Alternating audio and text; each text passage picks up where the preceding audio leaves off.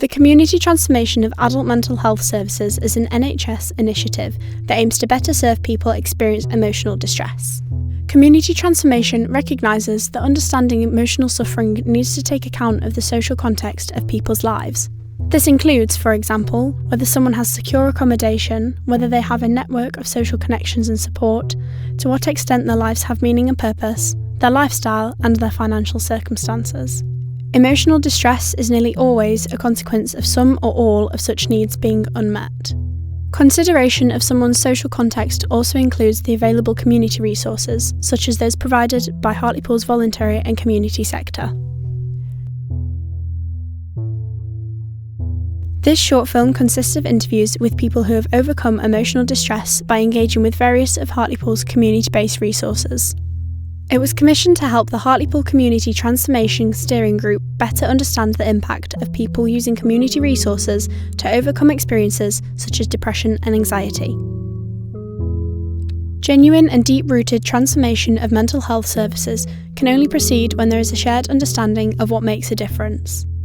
The following interviews are a contribution to discovering what works and what future mental health services could include. I joined about a year ago on physical walks, but I'd been looking at it for, I'd say about 6 months I've been in the group and thinking, oh, I can't really do this, and looking at some of the beautiful walks they do and people's write-ups, and I thought, well, I'll just come along. 3 years ago I was actually considering getting a mobility scooter. I couldn't even walk up the road. I've got COPD, I've got fibromyalgia, Sjogren's, and the mental health issues, depression, indoors majority of the time. My social circular was quite small. I suffered with anxiety going out and about, and I couldn't do it. I felt being indoors was safe for me. I sort of made the mental challenge to myself that I'm going to get out and about, I'm going to meet more people. I find my fitness is so much better as well. I mean, these walks have changed my life completely. My routine is so much different now to what it was. My normal default is to be insular, go into myself. If anybody told me, even 18 months ago, that I'd be walking like I'm walking, I would have laughed at them totally. Yeah, one thing that I found difficult trying to get hold of information on is any COPD groups in the area. I know somebody told me there's a group in Darlington, but I've not found anything in this area yet. I've found now that you have to try and do stuff for yourself rather than going to the GP, for instance.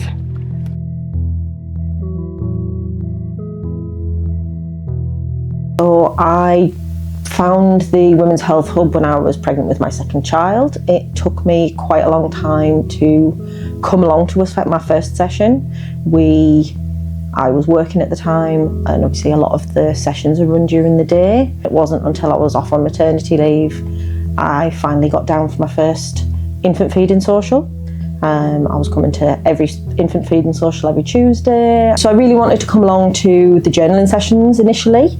The idea of, as it was then, it was for mental health journaling, just an outlet, creative outlet, just as something that was just for me, so I wasn't just mum. When I had my second child, I was struggling with feeding her, so I'd forced myself to come along to those sessions. It was a much more intimate setting than the community hub and council run services, which just felt a little bit overwhelming.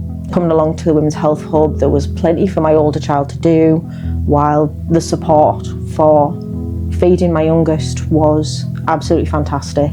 I know quite a lot of other women that come and have been to, especially the infant feeding social, who have said that the service is fantastic for its intimate setting and the one-to-one service you can get. Some of it is just the other mums that come along. It's definitely creating a little network of people, some of those older people that could do with somewhere that's not so busy, it's not so loud. Sit and talk to somebody if you want to just come and sit, whether it be in the main space or in the quiet space, to just know that you're not on your own, and that there are people out there.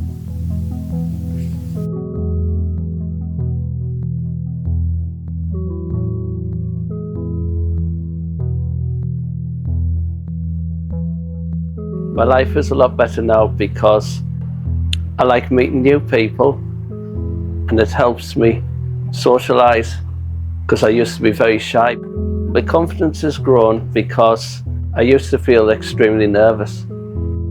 I help with the bingo social group and litter pick around the outskirts, and I join a group on Friday, but also I'm doing an internship soon. I'm hoping to do gardening as one of the choices, and sport as one of the choices. I like gardening. I do a lot more, and I go out socialising to Sam's as well. I'm more independent because I can get the bus without Mum being there now. I feel a lot better for it. I have more friends because it feels good to have friends, and before I didn't have many and I felt lonely. Yeah, I would like to get higher qualification and maybe part-time employment.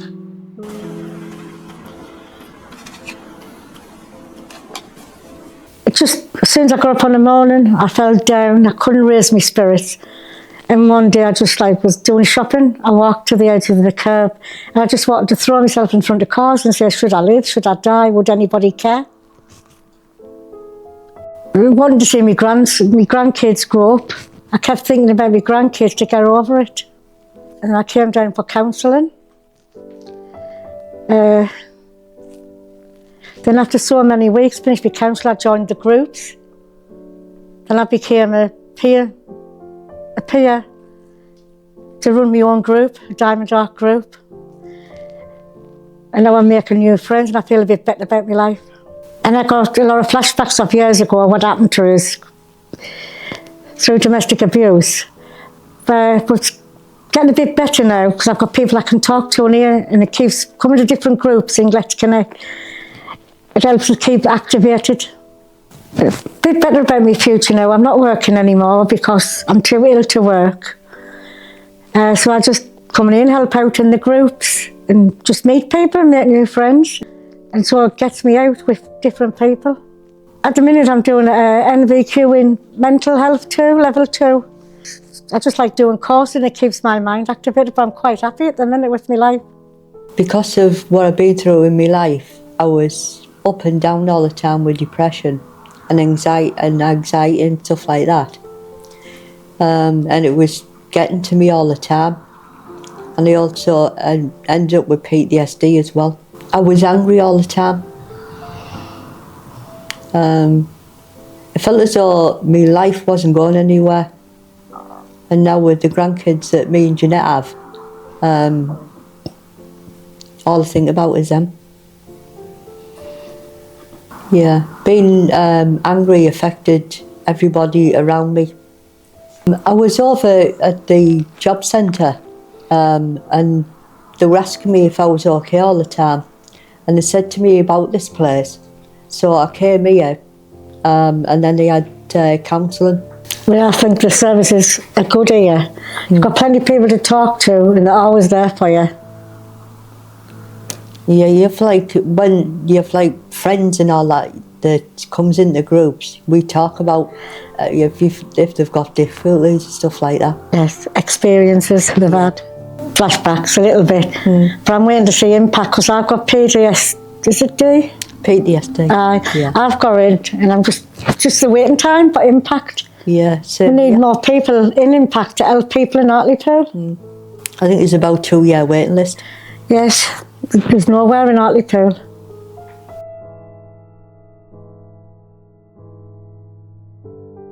I've been coming out for 4.5 years now, if not more. I've been doing a lot of pottery work, and through my best friend Bev, I think she got me into diamond art, and I've been doing a lot of diamond art. A lot more pleasure, excitement, and a lot of energy, what I never had before, because I suffer very badly anxiety and depression, so I get all that sort of lifted off my shoulders.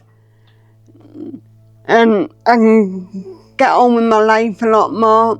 My day life was boring, it was horrible, because I was able-bodied then, but after so long I was keep falling and falling, so I had to go and see the doctor about it, because it was not me. Back to being loving, bubbling, great sense of humour, and lovely to get on with and lovely to get to know.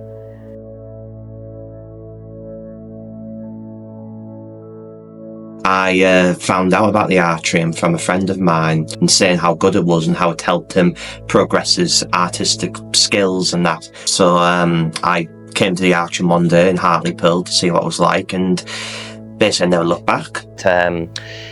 But I started getting anxiety about 7 years ago because my dad passed away, so I struggle with that now and again. But coming to the Artrium, it's nice because the times I go in is usually nice and quiet, and the people I talk to are very understanding, and they're suffering from the same situations that I'm suffering from. So I feel like I'm safe in here. I have some close friends here, and that it's kind of like become like a second family to me. So I keep coming to basically achieve that satisfaction.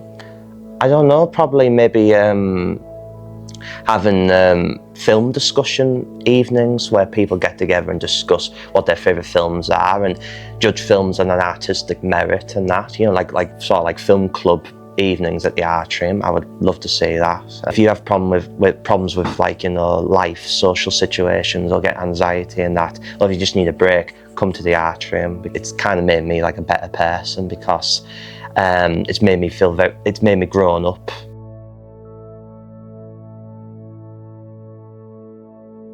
Actually did my free trials. I think I did one, and then I came back as a volunteer. I was referred due to mental health.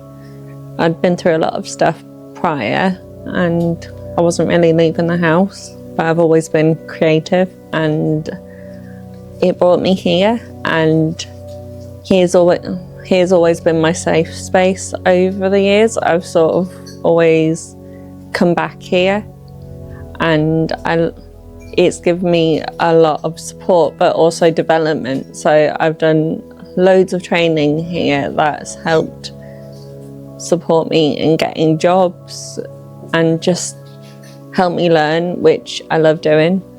I love being able to talk to everyone, and it's just like they're a family away from family. It's always been somewhere I can come back to if I've had trouble with work, and I can get my head on right again. I've learned how to do watercolours here. I've learned mental health first aid through here, and it's just taught me so much. I've made some friends and met some people who are with me forever. It's really part of who I am now. I don't just want to be a volunteer, I'm applying to be a trustee because I want to help with the growth of the service.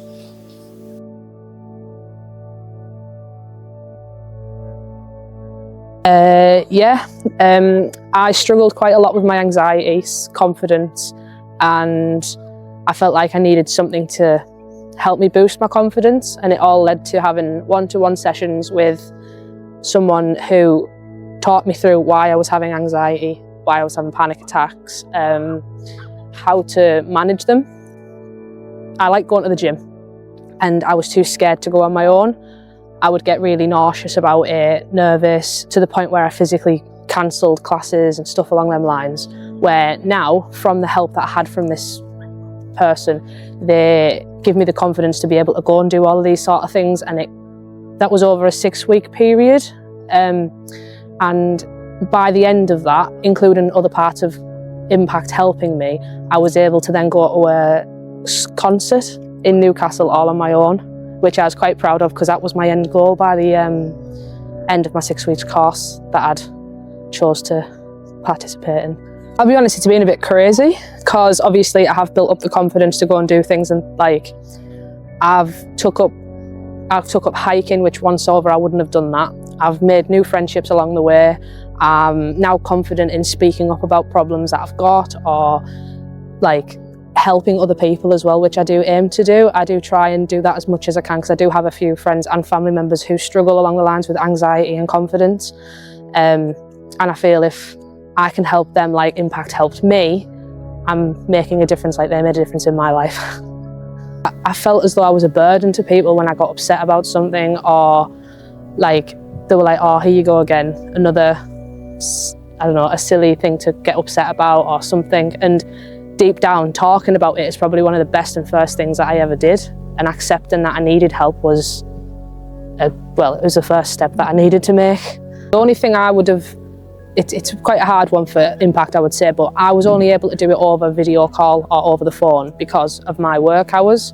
And I was a bit restricted on what I could take time out of and whatnot. So the classes that were in person, I wasn't able to go to. So having a later class, like probably 5 o'clock onwards, I know that's a bit of a harder thing possibly to do, but that would be a possible recommendation for me. But everything else in the service, I feel like it's been fine.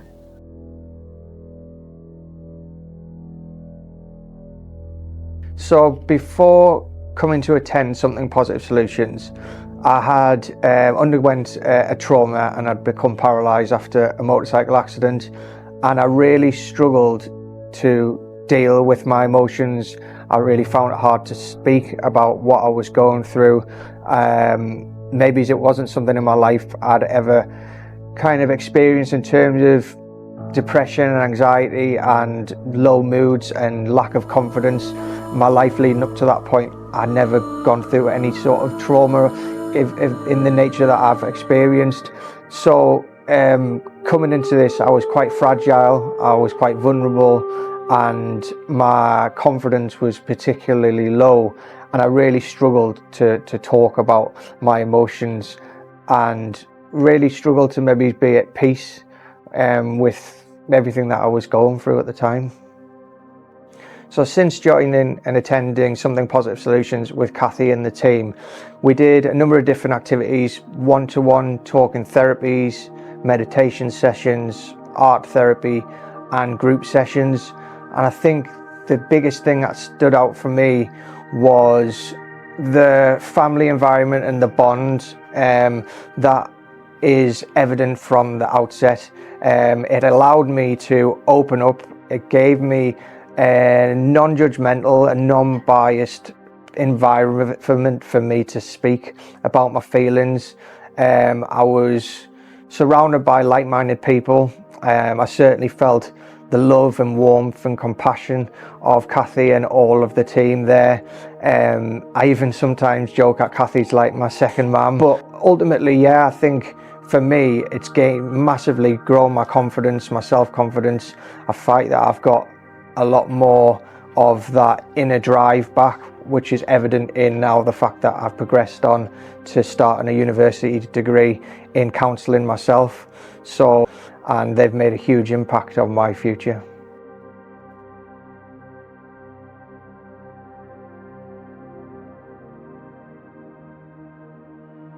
Because I was homeless through my landlord, didn't know what to do, didn't know where to turn. I got evicted, went to the council, suffer with dyslexia, learning difficulties, so I didn't really know what to say, and the council were using far too big terms and words I didn't really understand. Left us stuck really, because I come out still not knowing and feeling any further forward. Literally, I got pointed to Lily-Ann's. Angela helped us go over to the council, broke what the council was saying down, because I was homeless for a good few months on the streets. I got suffering with mental health problems and issues, so I was priority. But then I didn't realise I was priority until Angela and the team at Lily-Ann's helped us work that out. I have self-harmed and tried to end my life a few times over the past, and if it wasn't for Lily-Ann's and the team like Trevor and Angela, I wouldn't be here. Literally, they've sat in my house by my side from 12 o'clock at night till 3 in the morning waiting for an ambulance. I've turned to the crisis team. The crisis team has told us that I am doing it for attention, so then that has sent me over the top. Diagnosed with ADHD, I struggle quite a lot with doing daily living, just like washing and stuff like that, and the team help us. And I thought because the amount of support that they've given us, I wanted to give back to them. So I started off volunteering with them, and then I am now employed by them. So I do know there is a long line of a waiting list for charities and stuff like the Harbour. I have been waiting for a good few months to be in a Harbour. The struggle I'm having is the long list. The amount of referrals I've had in by hospitals, doctors, Lily-Ann's themselves, the police. It's not even the charities themselves, it's literally having the time and the staff to actually be able to spread them out. Actually be here, like as crazy as that sounds, because I've always not wanted to be here and thought what's the point really? But then the team and the staff and that here have actually helped us, because I actually love getting up, coming to work. I've got a reason, a purpose to actually get out of bed in the morning, thanks to Lily-Ann's.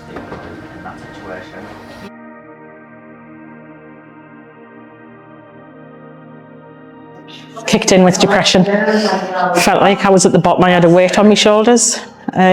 Just felt like I was sinking. I could do my job, stand on my head, but once I was behind my own closed doors, that was it. Tears, just locking myself away from the world, and I just felt like I was sinking.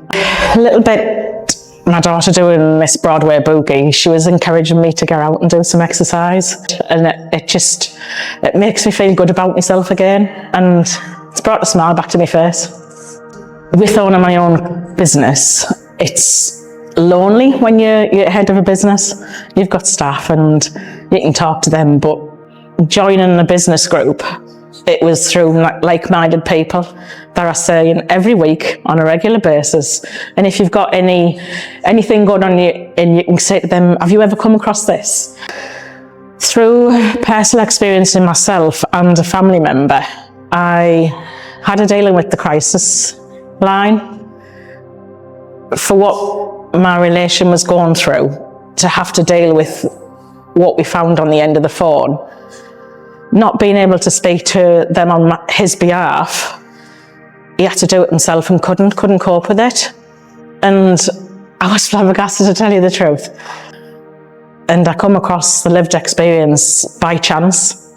Going into the cafe, I seen them in the meeting and I asked what it was all about.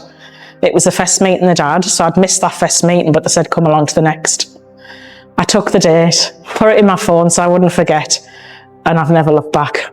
The difference that we're making to help people, and we're there to look after everybody and give them a voice. And it's great to see that we're starting to get there and people are listening to us and we are having a voice and we are making changes, and it's for the better.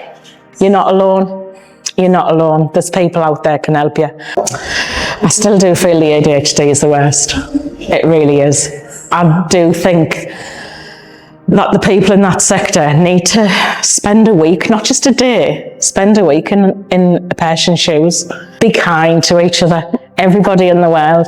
Smile, say hello. Someone's hello might be the first they've had for that day. And if that makes them smile, and you smile as well with it, it's a small thing, but it goes a long way.